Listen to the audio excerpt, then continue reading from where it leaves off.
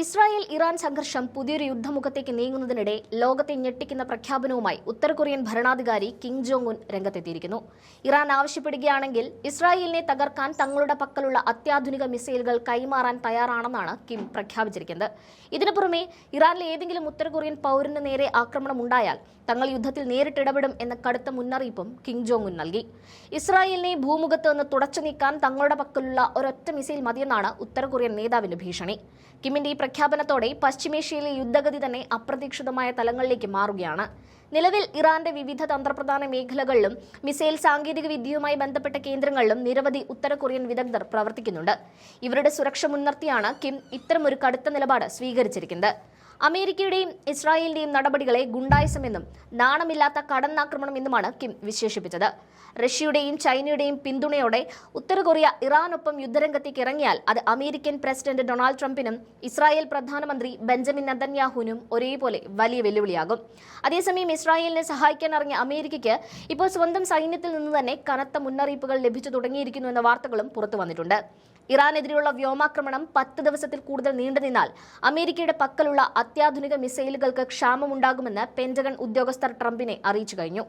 ടോമോഹാക് cruise മിസൈലുകൾ, ശത്രു മിസൈലുകളെ തകർക്കാൻ ഉപയോഗിക്കുന്ന ഇന്റർസെപ്റ്ററുകൾ എന്നിവയുടെ ശേഖരം അപകടകരമായ രീതിയിൽ കുറയാൻ സാധ്യതയുണ്ടെന്നാണ് ജനറൽ ഡാൻ കെയ്ൻ ഉൾപ്പെടെയുള്ള ഉദ്യോഗസ്ഥർ നൽകുന്ന വിവരം. ഇറാൻ മാസം തോറും 100-ലധികം മിസൈലുകളാണ് നിർമ്മിക്കുന്നത്. എന്നാൽ അമേരിക്കയുടെ ഉൽപ്പാദന നിരക്ക് അതിലും താഴെയാണ്. എന്നാൽ ഈ മുന്നറിയിപ്പുകളെ തള്ളിക്കളയുന്ന ട്രംപ് തങ്ങളുടെ പക്കൽ അനന്തമായ ആയുധശേഖരമുണ്ടെന്നാണ് അവകാശപ്പെടുന്നത്. അതിനിടയിലാണ് ആയുധശേഖരം വർദ്ധിപ്പിക്കാൻ $50 ബില്യൺ അടിയന്തര ബജറ്റിന് പെന്റഗൺ തയ്യാറെടുക്കുന്നു എന്ന റിപ്പോർട്ടുകളും വന്നിരിക്കുന്നത്. ഇറാന്റെ ഭാഗത്തുനിന്നുള്ള പ്രതിരോധവും പ്രത്യാക്രമണവും തികച്ചും ആസൂത്രിതമാണ്. തങ്ങളുടെ പക്കലുള്ള ഏറ്റവും മാരകമായ ആയുധങ്ങൾ ഇതുവരെ പുറത്തെടുത്തിട്ടില്ലെന്നാണ് ഇറാന്റെ പ്രതിരോധ വക്താവ് റസി തലായി വ്യക്തമാക്കിയത്. ശത്രുവിന്റെ മിസൈൽ ശേഖരം തീർക്കുക എന്ന തന്ത്രമാണ് ഇറാൻ ഇപ്പോൾ പയറ്റുന്നത്. ഇറാന്റെ പക്കലുള്ള മാരകമായ ഹൈപ്പർസോണിക് മിസൈലുകളും ഡ്രോണുകളും ഇപ്പോഴും സുരക്ഷിതമായ ഭൂഗർഭ കേന്ദ്രങ്ങളിലുണ്ട്. പർവ്വതങ്ങൾ തുറന്ന് 500 മീറ്റർ വരെ ആഴത്തിൽ നിർമ്മിച്ചിട്ടുള്ള ഈ മിസൈൽ സിറ്റുകൾ തകർക്കുക എന്നത് ഇസ്രായേലിനും അമേരിക്കയ്ക്കും അസാധ്യമായ കാര്യമാണ്. അമേരിക്ക വിക്ഷേപിക്കുന്ന ഒരു പ്രതിരോധ മിസൈലിന് കോടിക്കണക്കിന് രൂപ ചിലവ് വരുമ്പോൾ ഇറാൻ ഉപയോഗിക്കുന്ന ഡ്രോണുകൾക്കും മിസൈലുകൾക്കും അതിന്റെ 10-1 ചിലവ് മാത്രമേ വരുന്നുള്ളൂ. ഈ സാമ്പത്തിക ലാഭം ദീർഘകാലം യുദ്ധം തുടരാൻ ഇറാനെ സഹായിക്കുന്നുണ്ട്. യുദ്ധം കടുക്കുമ്പോൾ അമേരിക്കയ്ക്കെതിരെ രാജ്യാന്തര തലത്തിൽ ഒറ്റപ്പെടലും ശക്തമാകുന്നുണ്ട്. ട്രംപിന്റെ ഭീഷണികളെ വകവയ്ക്കാതെ സ്പെയിൻ രംഗത്തെത്തി കഴിഞ്ഞു.